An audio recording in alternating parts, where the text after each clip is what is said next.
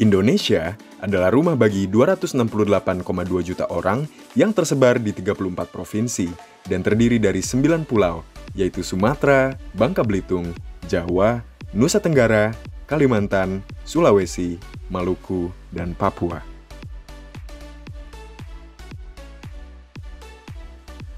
Dengan tingkat melek huruf sebesar 96,66%, kenaikan kelas menengah di Indonesia menyumbang 180 juta orang, di mana 90 juta diantaranya adalah milenial. Jumlah ini sekitar sepertiga dari populasi, serta lebih tinggi dari 4 negara Asia lainnya yang memiliki produk domestik bruto atau PDB besar seperti Cina, Jepang, India, dan Korea Selatan. Pada tahun 2020 ini, masyarakat yang berusia antara 20 hingga 40 tahun akan berada pada kisaran usia paling produktif dan menjadi kontributor besar bagi kelangsungan perekonomian Indonesia. Jumlah masyarakat yang berlangganan seluler berjumlah 355,5 juta. Jumlah ini melebihi populasi sebesar 33%, karena mayoritas orang memiliki ponsel cerdas yang memiliki fitur kartu SIM ganda yang memberi pengguna kebebasan untuk menggunakan 2 kartu SIM seluler secara bersamaan dalam satu perangkat. Data tersebut juga menunjukkan meningkatnya penetrasi pengguna internet di Indonesia pada 150 juta pengguna. Dalam hal transaksi e-commerce, Indonesia menempati peringkat pertama pada 5,56 miliar US dollar. Di atas negara-negara Asia Tenggara lainnya, pertumbuhan toko online di Indonesia dengan pemain kunci seperti Tokopedia, Bukalapak, Shopee, Lazada, Blibli, Zalora, Salestock, Elevenia, dan iLotte mendorong hampir 480 juta pengguna setiap bulan. Pada tahun 2017 dan 2018, transaksi e-commerce tumbuh sebesar 151%. Pada 2017, transaksi e-commerce mencapai 2,21 miliar US dollar.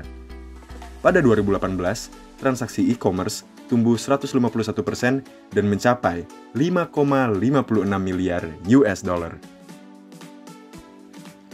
Transaksi ini sebagian besar dihabiskan untuk gadget, komputer dan aksesoris, otomotif dan aksesoris, terhitung hampir 2,3 miliar US dollar dari total 5,56 miliar US dollar.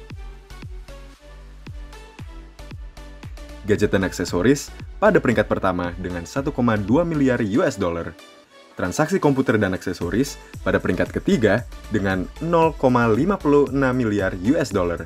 Transaksi elektronik pada peringkat kelima dengan 0,37 miliar US dollar.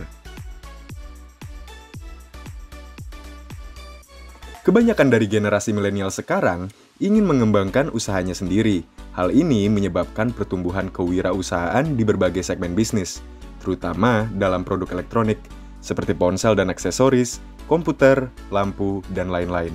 Pada platform online, yaitu Instagram, Facebook, pasar, dan toko online lainnya. Beberapa contoh pengusaha yang mendorong ini termasuk Hendrik Theo, pendiri dan CEO Bineka.com, yang memelopori penjualan komputer, printer, dan aksesoris melalui toko online sejak 1999, dan sekarang menjadi salah satu pemain elektronik terkemuka. Contoh lain adalah Fantech, yang didirikan oleh Frisandi Pinardi, merek aksesoris komputer dan game terkemuka di Indonesia. Tren ini juga menyebabkan permintaan untuk produk dan gadget elektronik dan permintaan impor Cina ke Indonesia. Dari 2016 hingga 2018, transaksi untuk produk-produk buatan Cina tumbuh dari 6,4 juta US dollar menjadi 10 juta US dollar. Saat mengimpor dari Cina, orang Indonesia akan mempertimbangkan hal berikut. Pertama, bagaimana kualitas produk? Kedua, apakah produk tahan lama? Ketiga, apakah kami dapat membeli produk berbiaya rendah dengan spesifikasi berkualitas tinggi?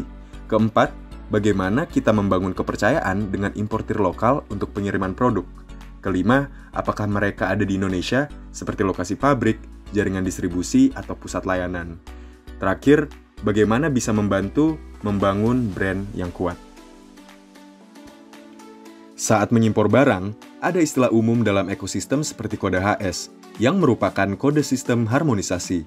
Ini dikembangkan oleh WCO atau World Customs Organization sebagai nomenklatur produk internasional multiguna yang menggambarkan jenis barang yang dikirim. Saat ini, petugas bea cukai harus menggunakan kode HS untuk menghapus setiap komoditas yang masuk atau melintasi batas internasional.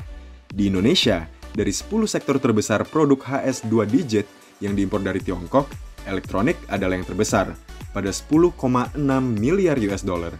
Diikuti oleh barang mesin pada 9,86 miliar US dollar.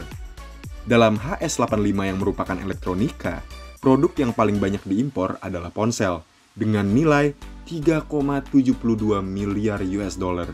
Sementara itu, produk yang paling banyak diimpor, termasuk dalam item mesin, adalah mesin pengolah data otomatis, dengan nilai total 1,65 miliar US dollar. Fasilitas produksi seperti pabrik dan fasilitas pembangkit listrik menggunakan banyak dari mesin ini. Dalam penelitian yang dilakukan oleh DVS di 7 kota besar di Indonesia, yaitu Medan, Batam, Jakarta, Bandung, Yogyakarta, Semarang, dan Surabaya, tren elektronik mengungkapkan bahwa produk elektronik impor yang paling laris dan paling diinginkan adalah ponsel, TV, lemari es, kipas angin, mesin cuci, AC, laptop, daya mobile, penanak nasi, aksesoris elektronik, setrika, penutup ponsel, jam tangan, dan kamera. Hasil survei menunjukkan bahwa mayoritas orang di 7 kota ini memiliki tujuan untuk menjual produk di toko mereka sendiri atau untuk bisnis mereka sendiri. Sementara, proporsi yang lebih kecil memilih untuk mendistribusikan ke toko lain. Proporsi yang jauh lebih kecil akan mempertimbangkan penjualan online, meskipun lebih dari 50% di Yogyakarta lebih suka menjual secara online. Hasil survei juga menunjukkan produk elektronik terlaris dan akan terus tren di 7 kota besar. Kategori produk elektronik itu meliputi: pertama, aksesori ponsel dan tablet. Kedua, speaker dan headphone ponsel atau earphone. Ketiga, mobile power. Keempat, kabel charger. Kelima, pengisian nirkabel. Keenam, barang elektronik yang dipakai. Ketujuh, suku cadang ponsel atau tablet. 8. Hadiah atau gadget teknologi, hadiah perusahaan, dan hadiah pribadi. Ke-9, aksesoris peralatan rumah tangga. Ke-10, aksesoris sistem audio. Dan ke-11, aksesoris kamera. Kesimpulannya, penelitian menunjukkan bahwa Indonesia jelas merupakan pasar yang muncul untuk sektor produk elektronik dengan masyarakat dan daya beli yang kuat, serta permintaan akan produk elektronik yang inovatif. Pemasok Cina yang ingin menjual penawaran mereka ke pasar ini harus membangun kepercayaan dengan importir dan distributor lokal, menyediakan produk yang terjangkau dengan kualitas tinggi. Temuan survei utama lainnya adalah bahwa lebih dari 77% importir telah menunjukkan minat untuk menghadiri pameran dagang yang dapat memberikan produk elektronik terbaru dan paling inovatif, serta mengikuti tren untuk dapat bersaing dan menjadi sukses di pasar ini.